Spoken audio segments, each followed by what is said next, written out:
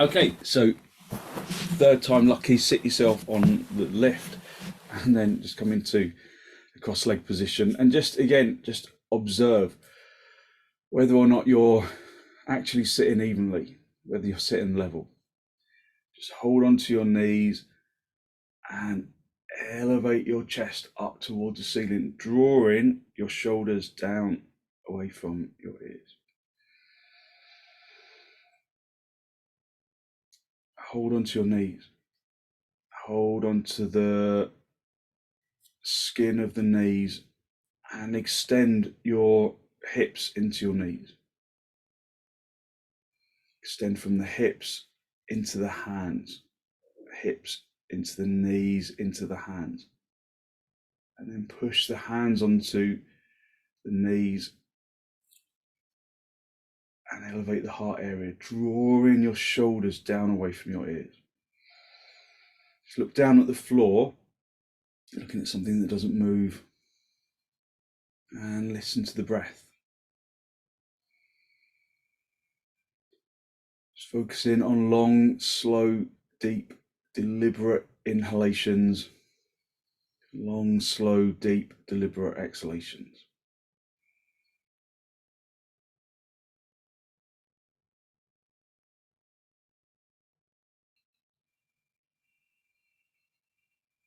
Soften the jaw and the tongue and the throat.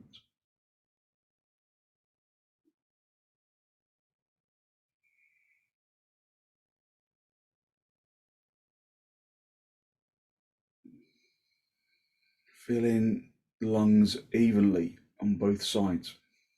Emptying them evenly on both sides, filling the lungs from the bottom to the top, emptying the lungs from the top to the bottom.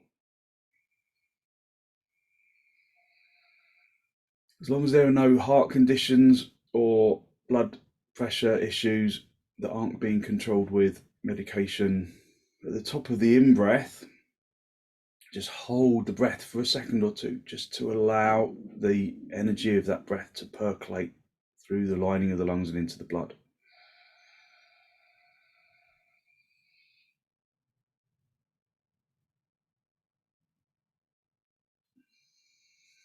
Just for a second or two, and then a normal deep exhalation. And then stay with that mode of breathing. As you bring your hands into Namaste, pressing the palms firmly together, lengthening from the armpits into the elbows.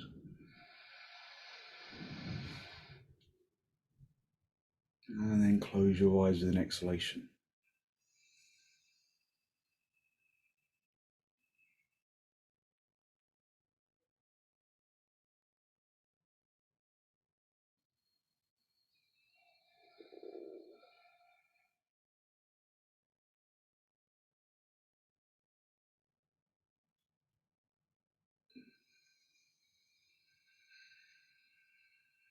So you're just holding the breath at the top of the in-breath just for a second or two, no longer.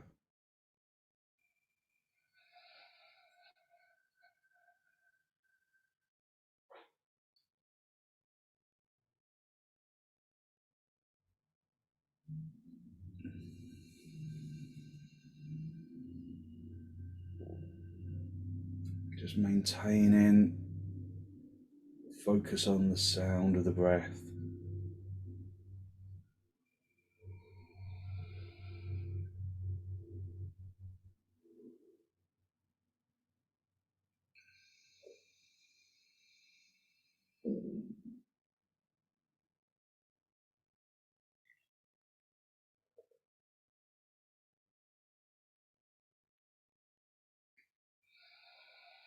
And then draw your chin down to meet your chest. Lift your chest to meet the chin. Just breathe normally without that moment of kumbhaka, that moment of retention. Just normal in breaths, normal out breaths. And just spend a moment to generate a genuine, heartfelt sense of gratitude for something or someone or somewhere.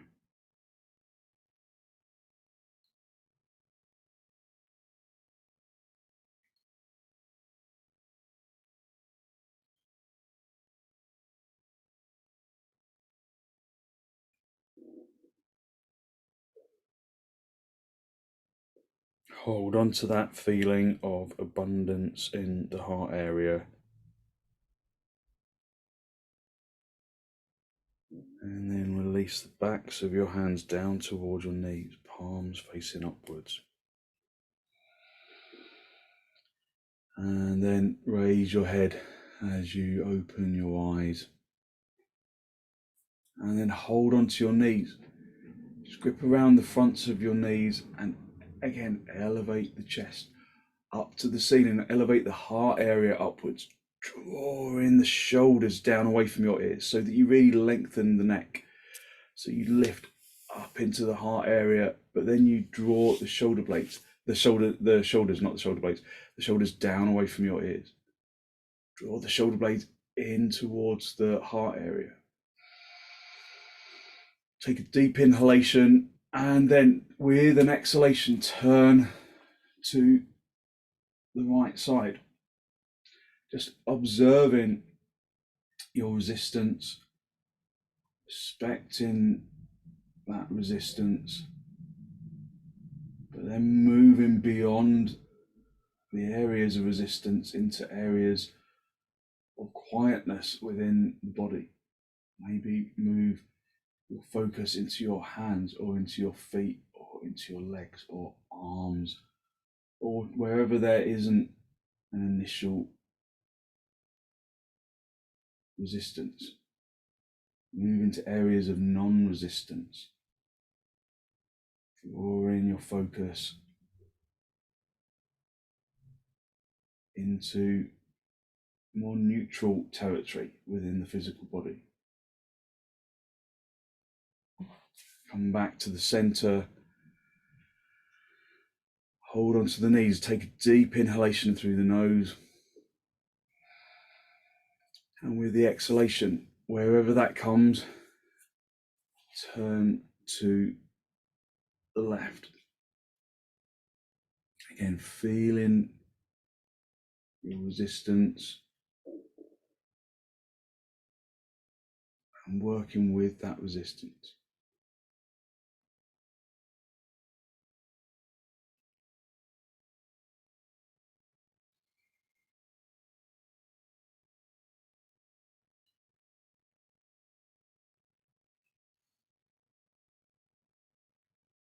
Maintaining the lift of the heart area, turning from the shoulders and the ribs and the abdomen. Trying to draw the abdomen from the right to the left so that the belly button points at the left knee and beyond it.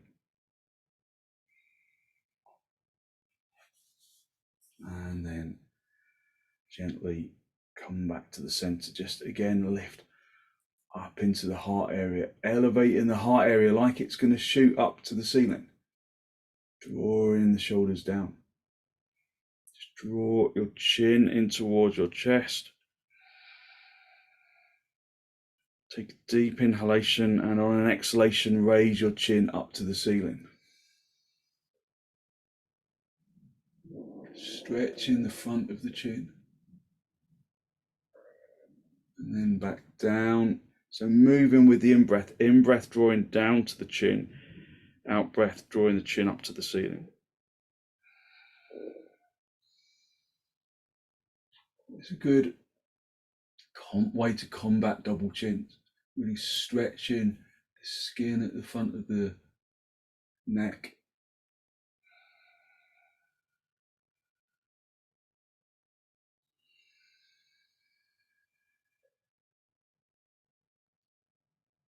And then to come back to the center when you've completed your current cycle. And then breathing in, drawing the right ear to the left side. And then just stay there for a few breaths.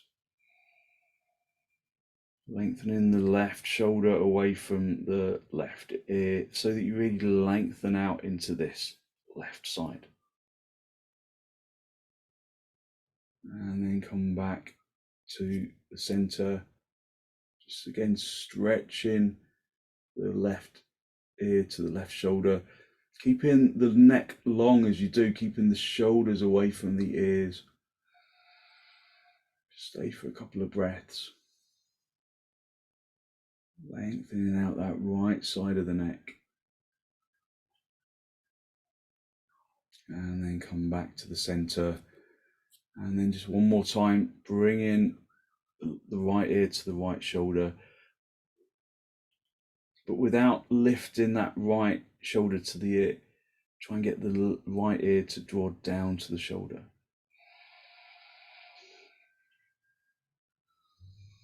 And then come back to center, and then just stretch left ear to left shoulder.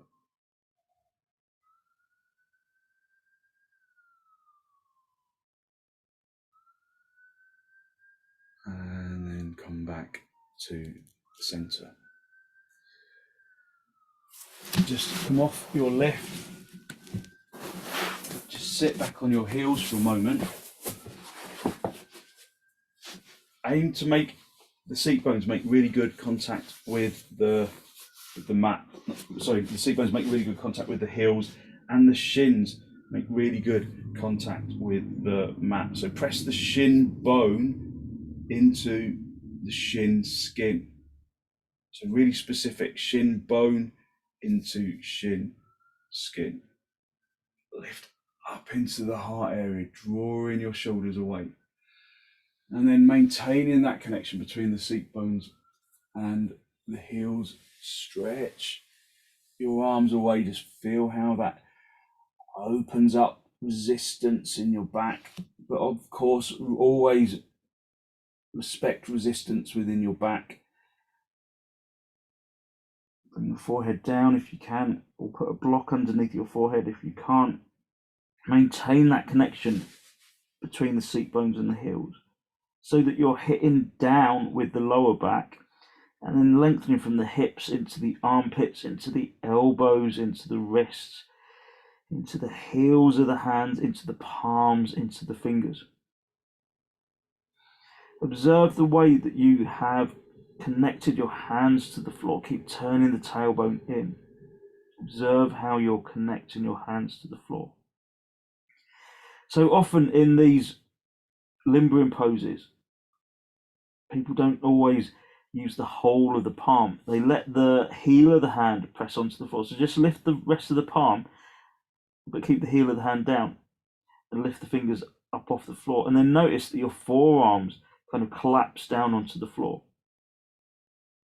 So in dog down, it becomes really heavy on your forearms, because all of your weight is on your forearms if you only put the heel of the hand down.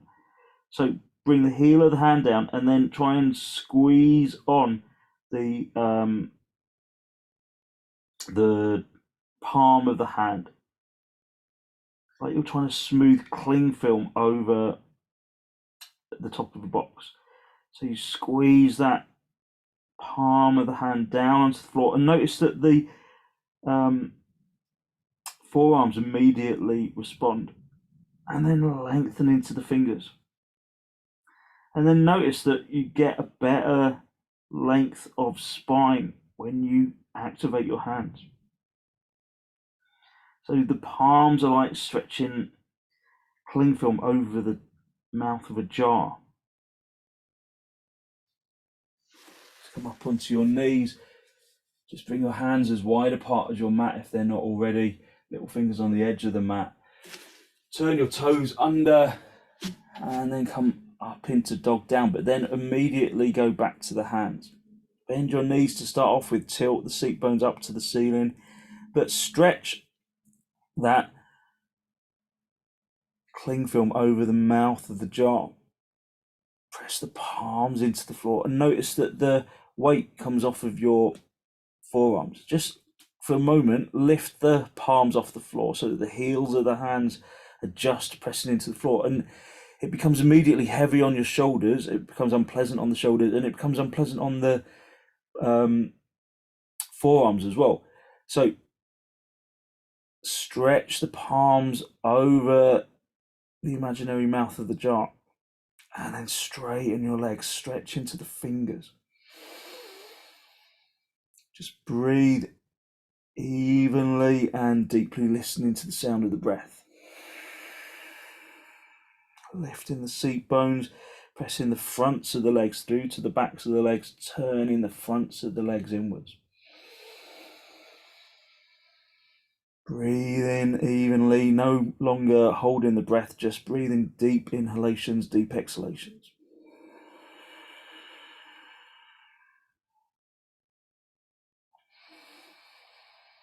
Working to really consciously keep the palms in contact, the palms and the fingers in contact with the floor. Taking the weight away from the heel of the hand.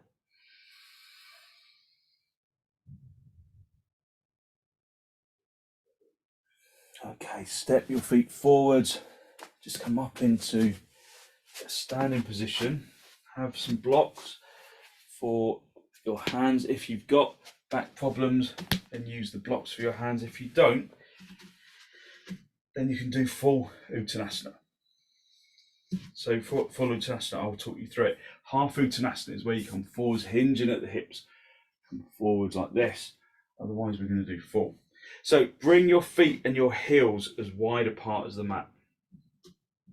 Stamp the big toes firmly into the floor, stretch the little toes out to the side. And then again, lift the heart area up to the ceiling. Stretch your arms to the side. Turn the palms to face outwards so that the collarbone broadens. And then just really lift the heart area, present the heart area to the skies. Raise your arms over your head and then hook your thumbs into the crease of the elbows, maintaining that lift in the heart area. And then hinge at the hips, keeping the head lifted, keeping the arms lifted. So whether you're doing half uttanasana or full, keep the heart lifted, keep the head lifted, keep the arms lifted. As you come down, and then just hang down or use the blocks for your hands.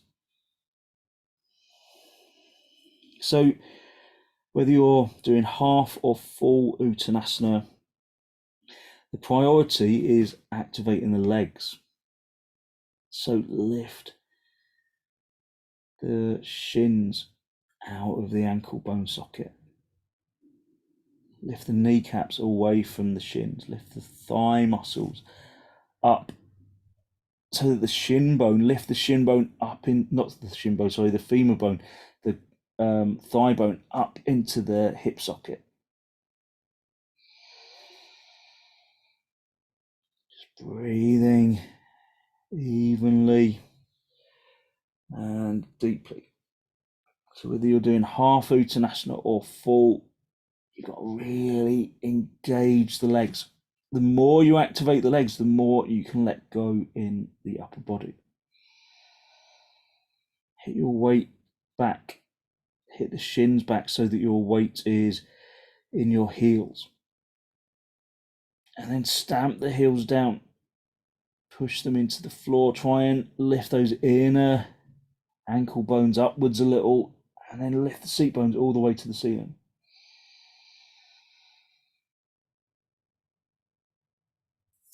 Okay, and then bring your hands down to the floor.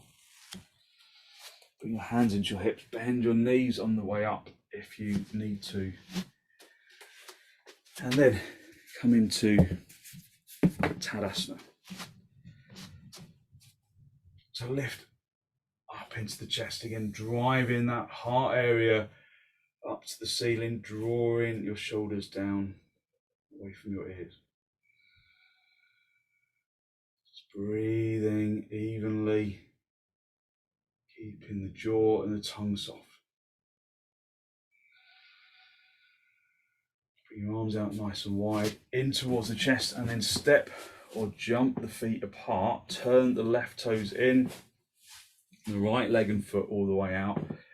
Bring in the pelvis to face the front, turning the legs outwards.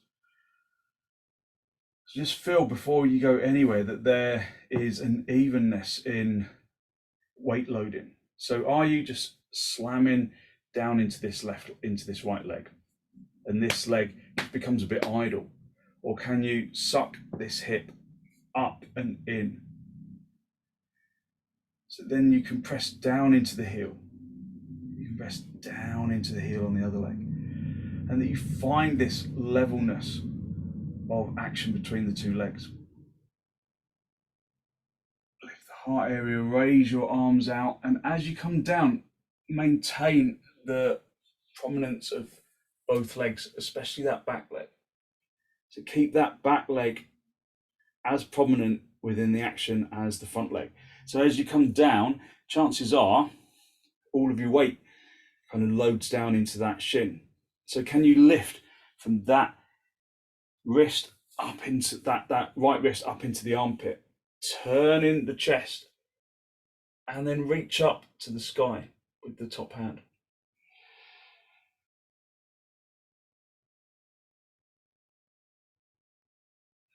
Keeping that back leg firmly engaged in the pose. Lifting up into the heart area.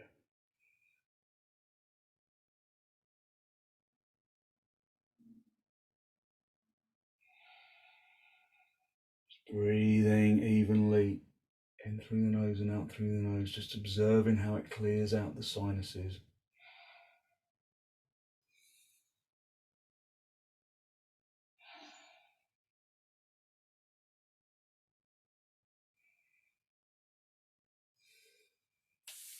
Come back to the center, reaching up with the top hand, swap the feet around, turn the right toes in,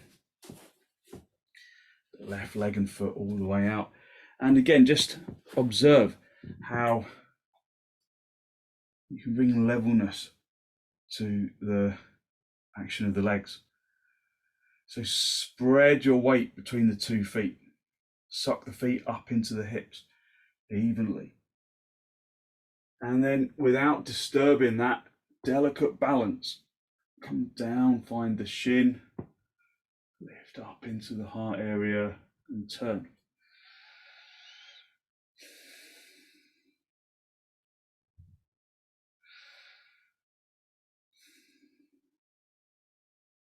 Maintaining that relationship between the front leg and the back. Really keeping the back leg as the fulcrum of the pose.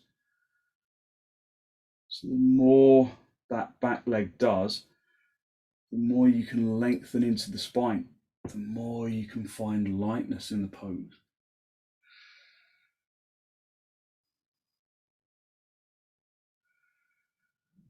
And then come back to the center, bring the feet parallel, and then step or jump your feet back together.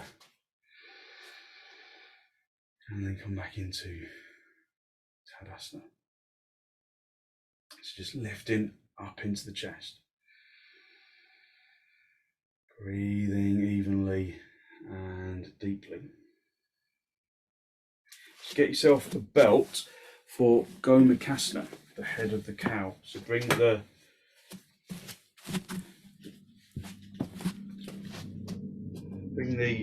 feet together, have the belt over your right shoulder to start off with.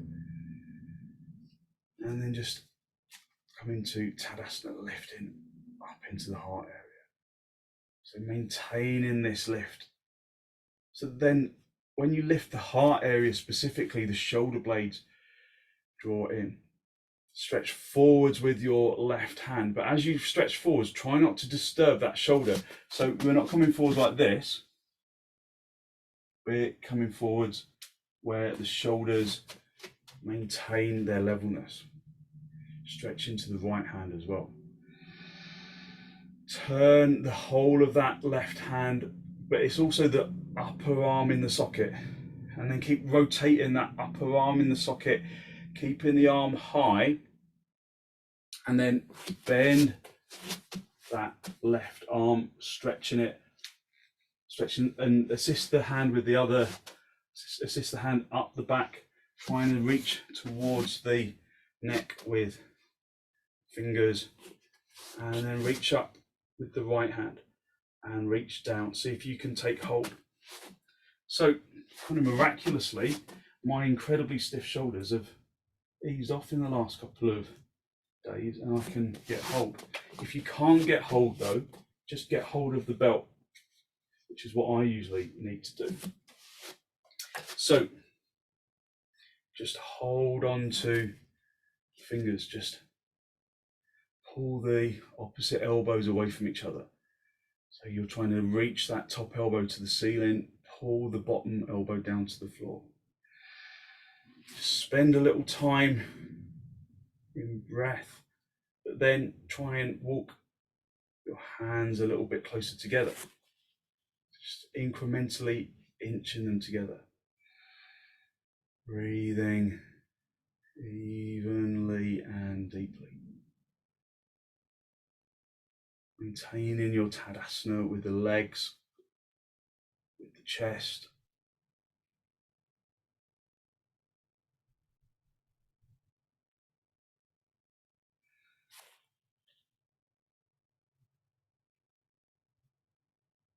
And then release the top arm. And then gently just release the bottom arm, stretch the arms down.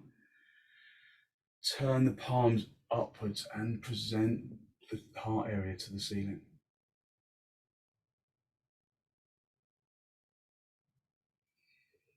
Put the belt over your left shoulder, because just because you can do it on one side, maybe the other side is stiffer or looser. So it's always good to have it there just in case.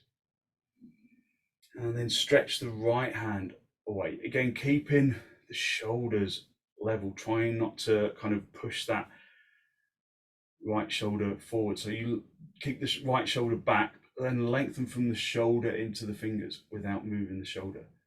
Turn the palm all the way out, rotating the upper arm in the socket. Keep rotating that upper arm in the socket, trying to get the palm to face up to the ceiling. And then bend the elbow.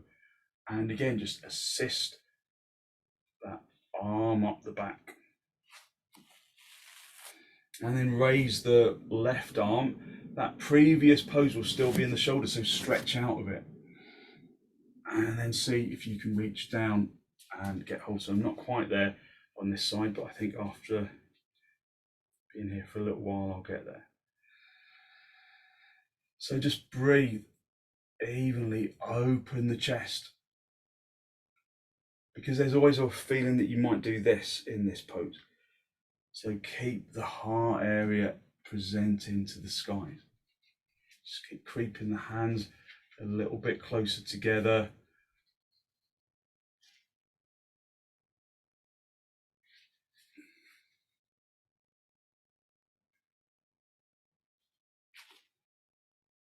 Just keep creeping the hands together. So I was using the belt to start off with, and now I'm using my hands. So a little bit of progress, which is quite satisfying.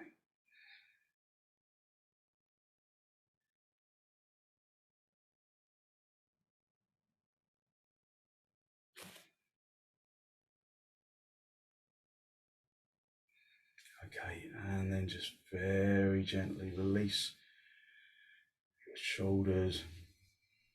So release your arms even. And then lift up into the chest, turn the palms outwards, presenting the heart area to the sky. Just feel the warmth around the shoulders, around the upper back, around the armpit chest. And then raise your arms up. Just take the belt off, raise your arms up over your head. Put the thumbs into the crease of the elbows, wrap your fingers around your elbows, then bring your feet hip width apart, turning your toes in, and again hinging entirely from the hips. Just coming down and hang down, just observing how perhaps it feels different. If you're protecting your back, then use the back of a chair and just come into half uttanasana, stretching your arms away on the top of on the back of a chair.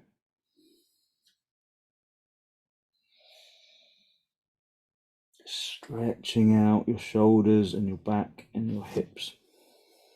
Activating the legs evenly, making the legs lift out of the floor, hitting your shins back so that your weight is in your heels.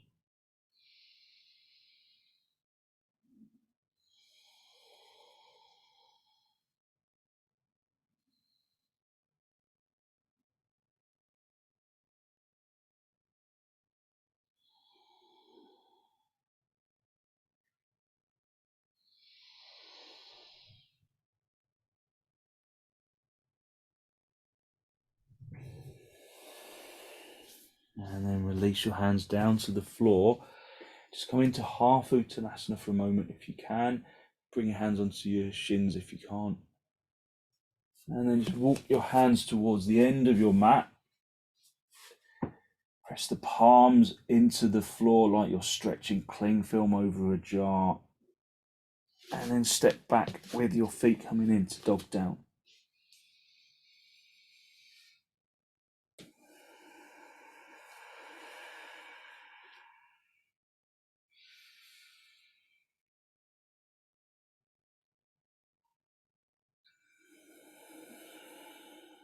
So keep your hands where they are, keep your feet where they are, swing your hips forwards for dog up. As you come into dog up, maintain that conscious action with the hands. Keep the weight wants to come down into the heels of the hands in this pose. So lengthen into the lengthen the hands over the jar. Push the heel of the feet away, and then really lengthen the front chest upwards. There's a good opening of the front hip, turning the crease of the elbows to face the front, lifting up with the chin if you can. And then come back up into dog down. Just observing how your energy has changed. Maybe the reluctant body that pulled itself out of bed feels a little more focused and energized.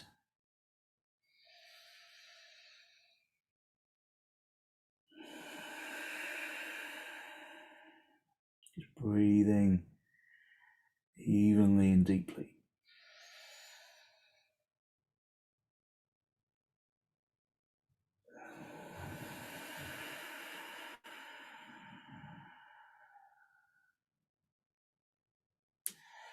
And then just come down onto your knees, just sit back on your heels. Sit back on your heels and just lift up into the chest.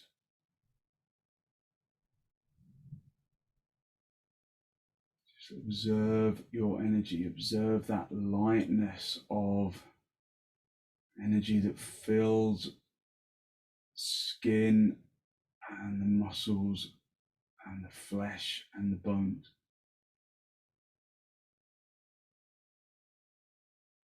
And then come forwards into Adho Mukha virasana. Again, working with the hands, stretching the palms.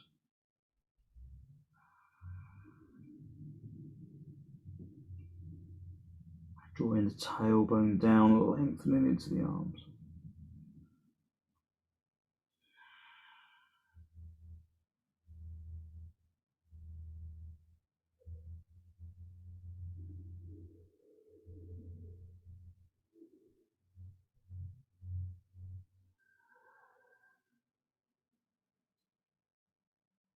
Bringing your attention inward so that you are in connection with the sensations of the body. Of course, you're going to be in connection with the sensations of the body where there is resistance, but can you feel the skin of the non-resistant areas? Can you feel the muscles of the non-resistant areas? Can you feel the bones of the non-resistant areas?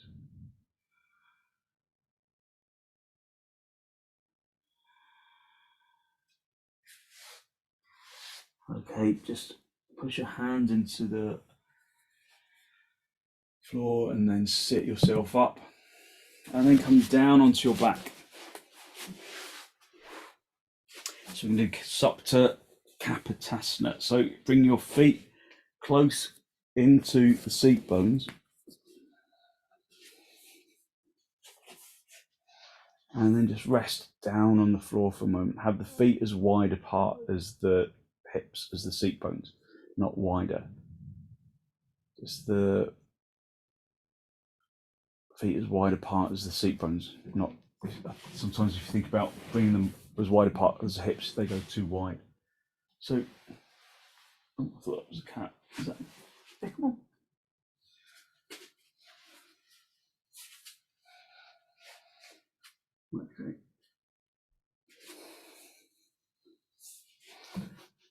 So bring your right knee in towards your body. Just pull it in towards your chest. And then bring the right foot over the left leg. Bring the foot into the top of the leg if you can. And then just stretch that leg away. Come on then.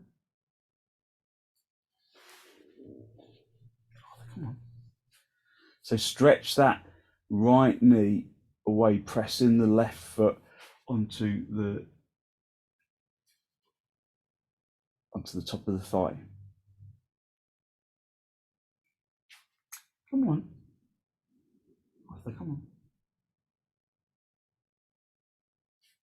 Sorry, I'm stuck here now because the cat is just sitting on the top step and he's not coming in. Come on, Arthur. Come on. You're coming in. Hallelujah. Sorry about that. And then just relax that right knee. And then pull the left knee in towards the body, grip around the back of the left knee, and then draw that left knee in towards the chest. So you stretch out the glutes on the right side, the hamstrings on that right leg. Keeping the tailbone down if you can. Flexing the heel of that left leg. Stretching out the back of the leg. So it's a really nice feeling.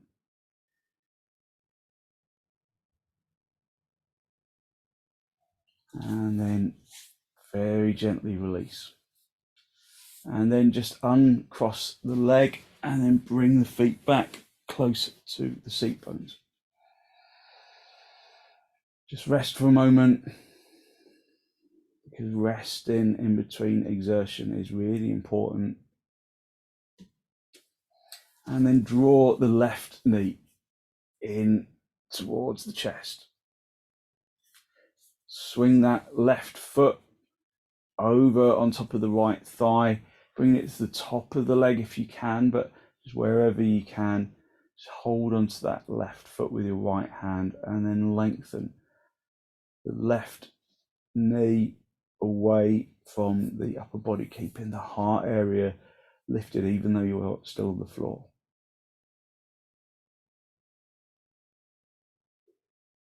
Just opening up that front of the hip.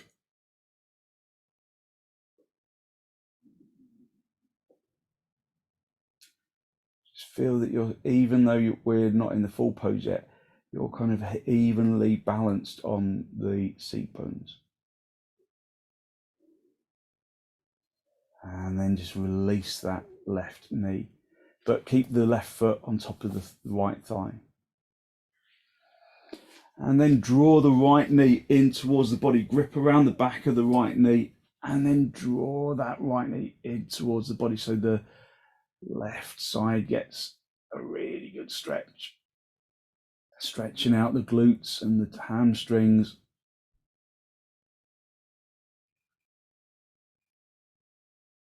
Breathing evenly.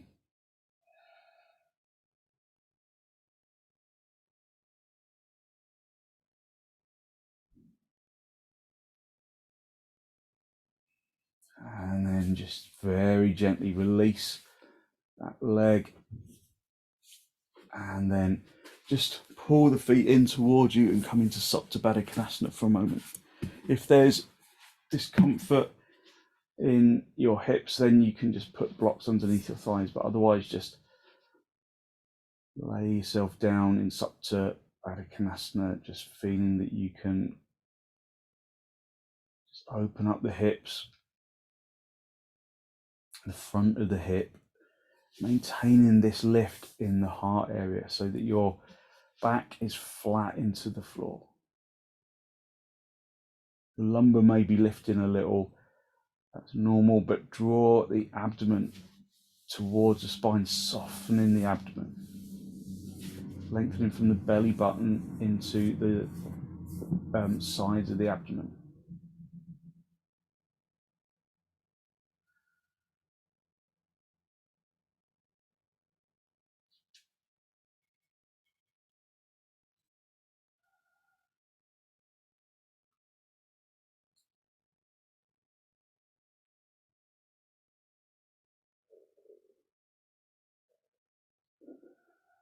Okay, and then just draw your knees in towards your chest. Just have a little rock from top to bottom, from side to side, just a gentle massage on the spine. And then just pull your feet close to you again. We can go into setubandha. If you're not doing setubandha today, you can just hold on to the edges of the mat and stretch your legs up for viparita karani, or you can go back into supta baddha konasana, the pose we just did. So feet close to the seat bones, just lift the seat bones up and then gather the shoulder blades together so you come right up onto the tops of the shoulders.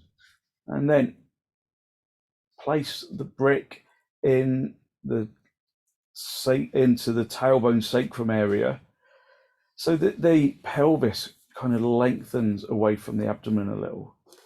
Hold on to the edges of the mat and then gather your shoulder blades together.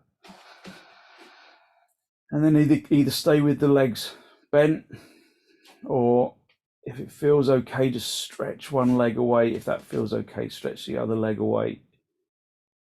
And then bring them back and then stretch both legs away. So you really lengthen out that front of the hip.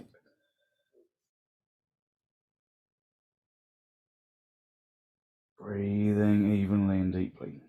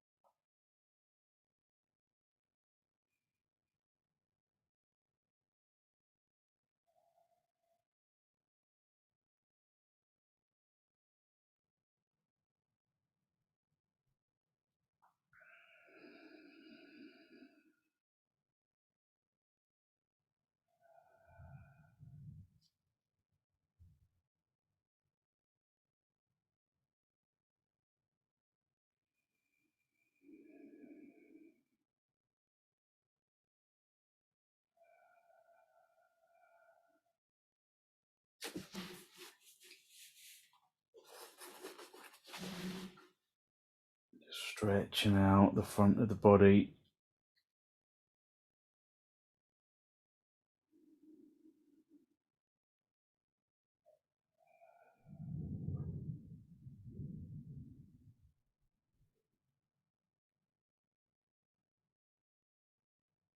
Okay, and then just bring your feet back to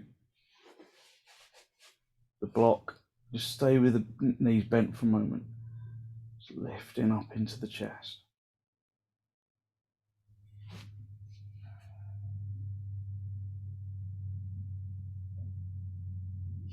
And then just lift the seat bones up off the floor so you can remove the block out of the way. Gather the shoulder blade, so adjust the shoulders so you come back down onto the floor. And then draw your knees in towards your chest. Just give yourself a really gentle massage on the spine. Just ironing out any tensions on your back.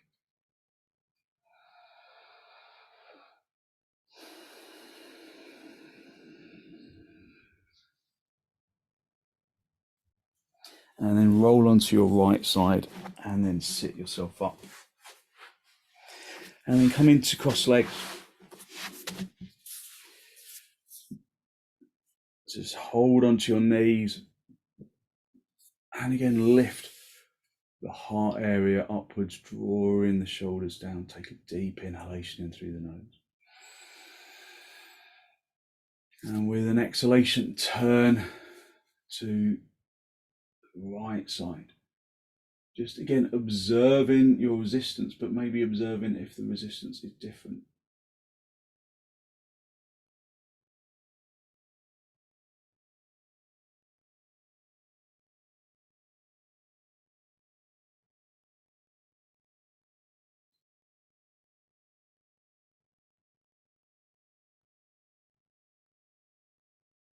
And then come back to the center, hold onto your knees, lift up into your chest. Take a deep inhalation, and then with the exhalation, turn to the left side.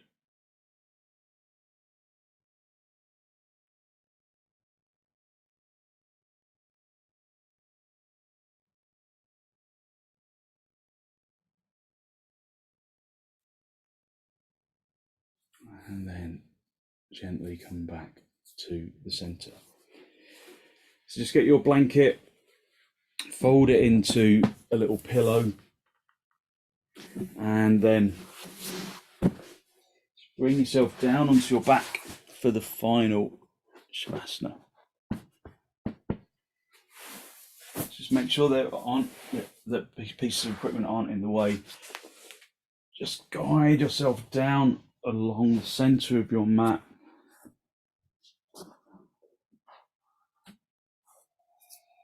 Take your glasses off if you're wearing them. And then just allow yourself to completely release into the floor.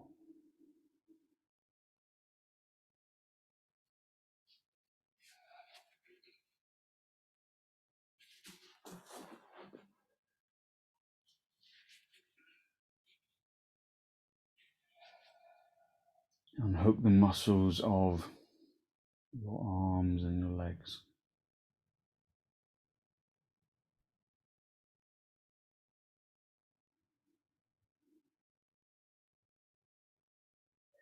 So that the limbs become heavy on the floor.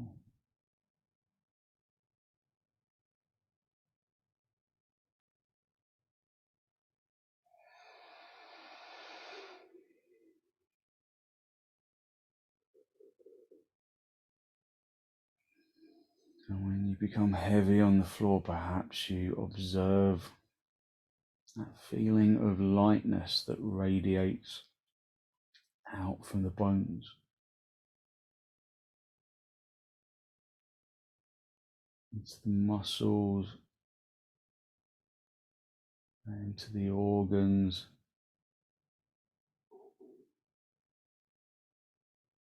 and into the flesh and the skin.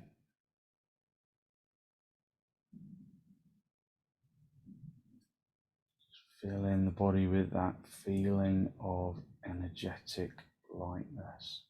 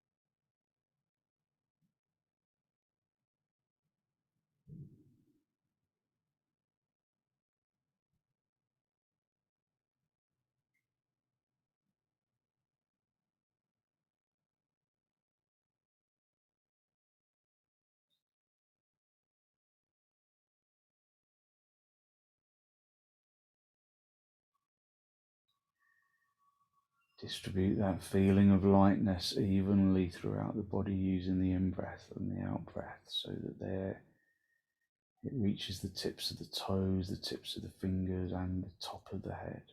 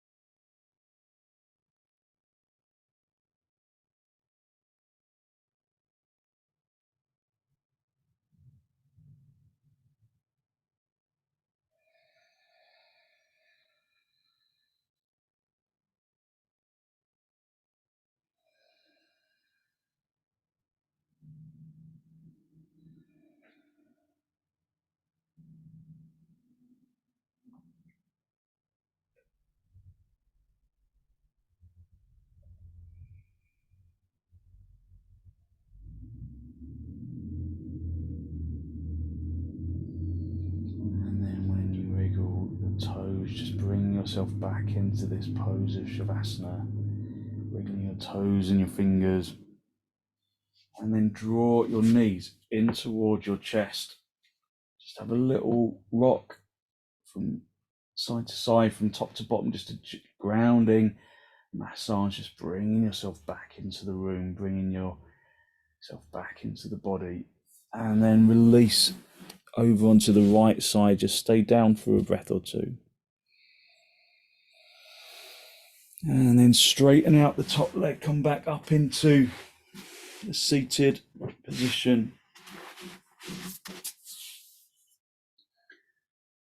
And then bring your hands into Namaste. Draw your breath in through your nose, down into the abdomen.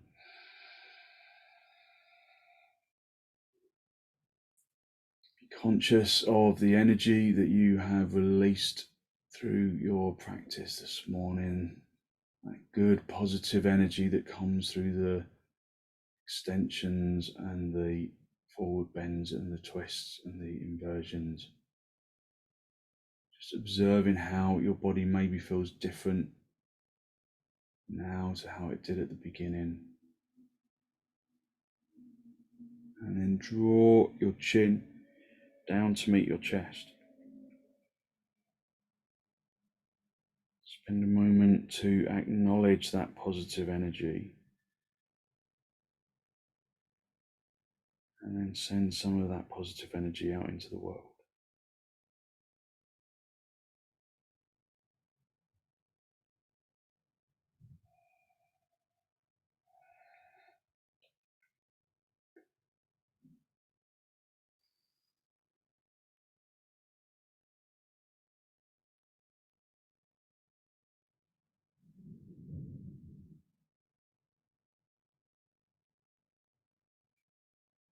And then release the backs of your hands down towards your knees, palms facing upwards.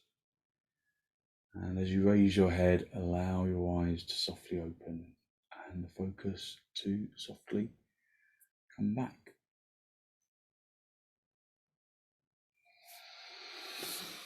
Thank you very much. So hopefully you feel as though you've kind of woken up your tired body a little and given yourself lots of good energy to put into your day. So thank you very much for joining me.